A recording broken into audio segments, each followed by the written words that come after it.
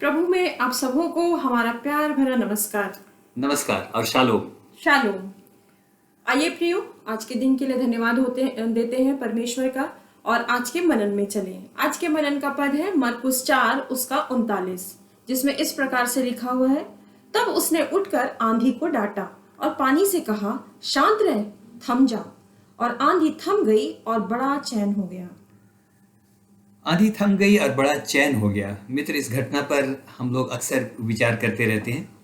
अक्सर आपने इसको सुना होगा। ये उस समय की घटना है जबकि यीशु मसीह के बारे में लिखा है कि वो नाव में सो रहा था और बड़ी विकराल, बड़ी भयंकर आंधी आई और सोचिए कि हालत ये होगी कि नाव डूबने लगी। चेलों के व्यवहार पर मुझको आश्चर्य होता है।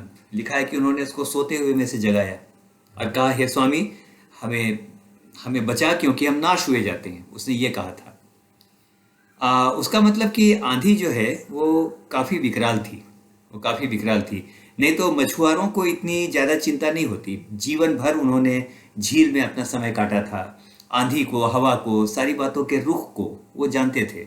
उनको पता था कि आंधी कितनी बड़ी हो सकती है। लेकिन यदि वो यीशु मसीह को उठाने लगे झकझोर कर और यदि वो कहें कि स्वामी हम नाश हुए जाते हैं, उसका मतलब उनका अनुभव उनको बता रहा था कि ये जो तूफान है ये कोई सामान्य तूफान नहीं है और इसमें डूबने की बहुत सारी संभावनाएं हैं। उनको ये लगा होगा। यही वजह है कि उन्होंने जाकर के यीशु मसीह को उठाया। मुझे आश्चर्य होता है फिर भी चेलों के व्यवहार पर, क्योंकि उन्होंने यीशु मसीह के द्वारा किए गए बहुत बड़े बड़े चमत्कार देखे थे। ये कोई पहली बात नहीं है कि आंधी और तूफान के अंदर वो घिर गए थे। यहाँ देखते हैं कि उन्होंने बड़े बड़े चमत्कार देखे थे, जैसे अंधे का देखना, कोढ़ी का शुद्ध होना, मुर्दे का जिंदा होना। ऐसे असंख्य चमत्कार उन्होंने देखे थे। वे इसकी सामर्थ्य को जानते थे। लेकिन जब संकट आया तो उनका विश्वास हवा हो गया। इसको बोलते हैं काफूर हो गया, है ना, हवा हो गया। मेरे विचार से मुझको ऐसा लगता है कि इतने चमत्कारों को देखने के बाद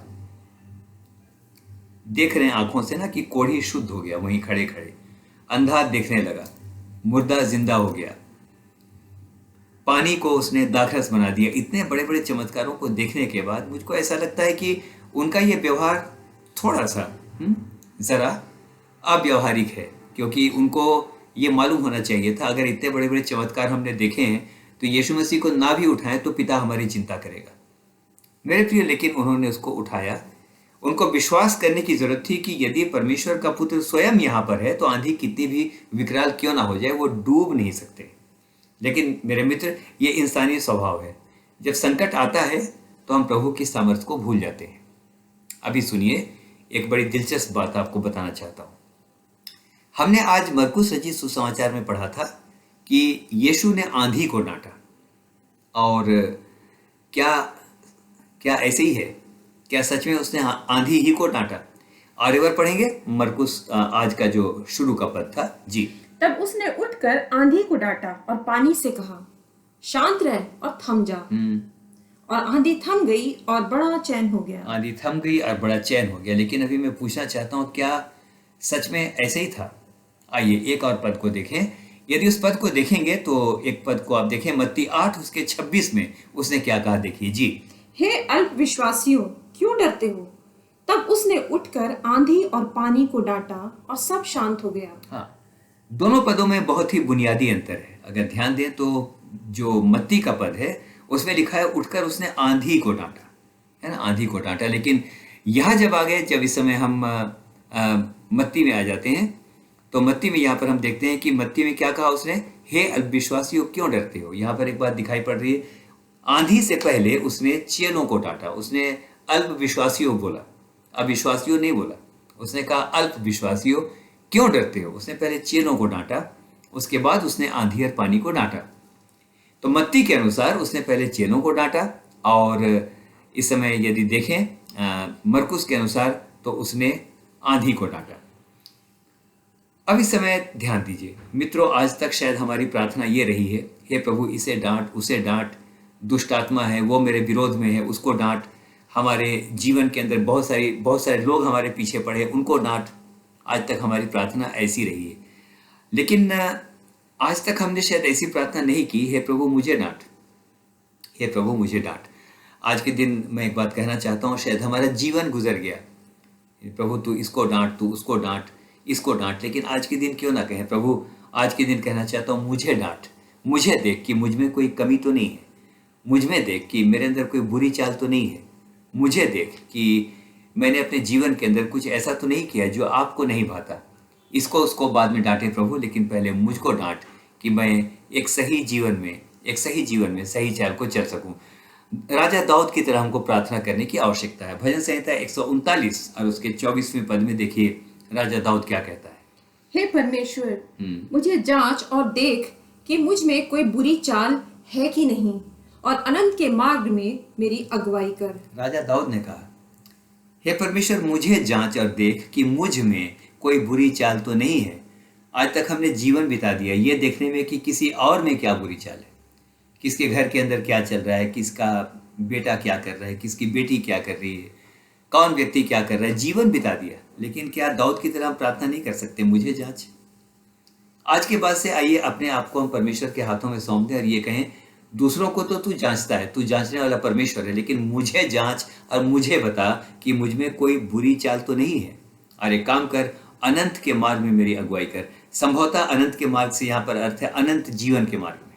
अनंत जीवन के मार्ग में हम सबको ही कहते हैं, हमने प्रभु को अपना व्यक्तिगत उद्धारकर्ता ग्रहण किया, हम अनंत जीवन हमारा है, लेकिन यहाँ पर क्या बोलता है दाऊद, अनंत के मार्ग में मेरी अगुवाई कर। मेरे प्रियो, न्याय करने का अधिकार मुझको ऐसा लगता है कि यीशु मसीह के हाथ में है। वचन बहुत अच्छा कहता है कि समय से पहले किसी का न्याय ना करो। तो वो समय कब आएगा? वो समय नहीं आएगा, वो समय तो तब आएगा जबकि प्रभु आएगा, क्योंकि लिखा है कि तब हरेक के कामों की उसके अनुसार प्रशंसा होगी। We may not be knowing कि जिसको हम सोचते हैं बहुत पीछे है आत्मिक दौड़ में, शायद आत्मिक दौड़ में हमसे बहुत आगे हो, और जब रैप्चर का समय है तो पता चले हमसे पहले वो उठा लिया गया। हम नहीं जानते जिसको हम अशुद्ध अशुद्ध कर रहे हैं, उसको शायद परमेश्वर ने अपने दृष्टिकोण से हो सकता है शुद्ध ठहराया हो, या हो सकता है कि शुद्ध वो ठहराएगा। क्योंकि एक उदाहरण मुझको याद आता है, जब पतरस ने वो स्वप्न देखा कि बहुत सारे पशु एक चद्दर में उतर रहे हैं, और जब परमेश्वर ने उसको कहा, जब प्रभु ने उसको कहा उठ मार और खा, तो उसने कहा मैंने कोई अशुद्ध वस्तु को हाथ भी नहीं लगाया प्रभु, मैं तो अशुद्ध वस्तुओं को नहीं छूता। तो क्या कहा था परमेश्वर ने? जिसे परमेश्वर ने शुद्ध ठहराया है उसे तो अशुद्ध मत ठहरा। मुझको ऐसा लगता है, शायद मुझको नहीं पता, जिसको मैं भी अशुद्ध कह रहा हूं, क्या पता इसी समय वो मन फिरा ले और परमेश्वर की दृष्टि में वो शुद्ध हो जाए, तो मेरा कहना कहाँ गया? इससे बहुत अच्छा है कि हम एक बात को कहें, हम ऐसा कहें कि प्रभु इससे पहले कि किसी और को इससे पहले कि तू किसी और को डांट। बहुत बार हम प्रार्थना करते हैं, लोग मेरे पीछे पड़े हैं, ऐसा है वैसा है, षड्यंत्र हो रहा है, बहुत सारी बातें हम करते हैं। हाँ प्रभु उनको डांट, दुष्ट आत्माओं को रोक, वो अंधकार की ताकत को भेजता है, वो काला जादू भेजता है, वो पीला जादू भेजता है ना, कुछ भी हम बोलते होंगे। लेकिन आज के दिन कहें प्रभु किसी और को जांचना तो आपका काम है, लेकिन मैं चाहता हूँ इससे पहले कि किसी और को डांट, तू मुझको डांट। परमेश्वर हम में से हर एक को आशीष दे। और मैं चाहता हूँ सच में एक नए रास्ते पर हम चलना शुरू करें, अपने जीवन का मूल्यांकन करें और कहें कि प्रभु सबसे पहले तू मुझको बदल। मुझको याद आता है इस समय चीन की एक घटना है। हडसन टेलर चीन के अंदर वो बहुत बड़ा एक कलीसिया का संस्थापक बना। उसको कहते हैं कि चीन की कलीसियाओं का पिता, और हजारों लोग उसके द्वारा यानी प्रभु के पास आए। He was a missionary to China. एक दिन कोई आया उसके पास, कोई सेवक था या पास्टर था, वो उसके पास आया और उसने उसको कहा कि मुझको ये बताइए कि मैं कैसे एक रिवाइवल को लाऊं, मैं कैसे एक परिवर्तन को लाऊं। मेरी कलीसिया में बहुत कुछ ठीक नहीं है, आपस में लोगों का झगड़ा है, आप तो हजारों लोगों को संभालते, मुझसे तो 50 लोग नहीं संभालते, मैं क्या करूं, मैं परिवर्तन को लाने के लिए क्या करूं? मैं परिवर्तन ला नहीं पा रहा हूं और स्ट्रगल कर करके मैं थक गया, लोग ठीक होते ही नहीं। तो हडसन टेलर ने कहा मेरे साथ चलो। तो एक कमरे में ले गए, उसने उसको एक चौक दिया, है ना, खल्ली जिसको हम बोलते थे, चौक दिया और कहा घुटनों के बल बैठ जाओ। तो घुटनों के बल बैठ गया। उसने कहा कि अपने चारों ओर एक वृत्त खींचो, draw a circle around you. उसने खींच दिया, अब वृत्त के बीच में वो बैठा हुआ। तो उसने कहा अब ये प्रार्थना करो कि प्रभु इसको उसको बदल। ये प्रार्थना मैं नहीं करता हूं, जो इस समय इस वृत्त के अंदर है, the one who is inside this circle, send the change to that person.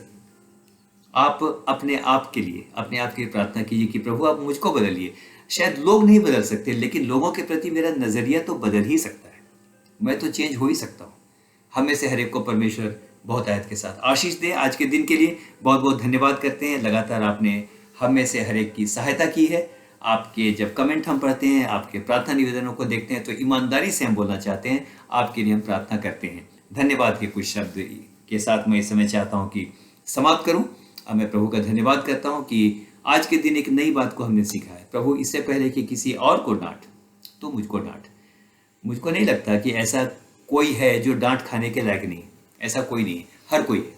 मैं सबसे पहले मुझको अपने बारे कहना चाहता हूँ, मुझे डांट। सबसे पहले मैं चाहता हूँ अपने चारों ओर मैं एक वृत्त बनाऊं और मैं कहूँ इस वृत्त के अंदर जो है उसको तू बदल। और एक छोटी सी कहानी मुझको याद आ गई। धन्यवाद तो दे दिया, लेकिन एक कहानी और मुझको याद आ गई। एक बार एक फकीर ने, एक सूफी फकीर, उसने लिखा कि जब मैं छोटा था तो मैं प्रार्थना करता था कि God you change the entire world, ये दुनिया ठीक नहीं है, तू बदल।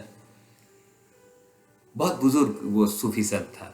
उसने लिखा, लेकिन जब मैं जवान हो गया तो मैंने कहा प्रभु दुनिया तो नहीं बदली, लेकिन जो समाज है मेरा, तू उसको बदल। At least this society you can change. मैं बहुत दुआ करता रहा, लेकिन कुछ नहीं बदला। जब मैं अधेड़ हो गया तो फिर मैंने कहा प्रभु अगर तू इस पूरे समाज को नहीं बदल सकता तो कम से कम मेरे घर को तो बदल दे। And he used to pray, प्रार्थना करता था। और अंत में उसने लिखा, आज मैं बुढ़ा हो गया, आज मैं बुजुर्ग हो गया हूँ, और आज मैं ये प्रार्थना करता हूँ कि प्रभु शायद परिवार भी नहीं बदला जैसी मैंने दुआ की, लेकिन अब एक काम कर, तू मुझको बदल दे। At least you change me to think sympathetically for others, तू मुझको बदल दे। तो आइए, प्रभु आंधी को डांट, उससे अच्छा है प्रभु आंधी से पहले मुझको डांट। आपका बहुत बहुत धन्यवाद। लगातार हम आपको कहेंगे इसी प्रकार से बने रहिए, सुनते रहिए, आपको परमेश्वर लगातार आशीष देगा। तो एक बार फिर से सामर्थी प्रभु यीशु मसीह के नाम पर आप सबों को हमारा शालोम। और यीशु मसीह के नाम पर बहुत बहुत नमस्कार। आज्ञा दीजिए, अगले कार्यक्रम में फिर से भेंट होगी। आपको परमेश्वर आशीष दे। आमीन। आमीन कहेंगे। आमीन। हम में से हर एक को परमेश्वर आशीष दे।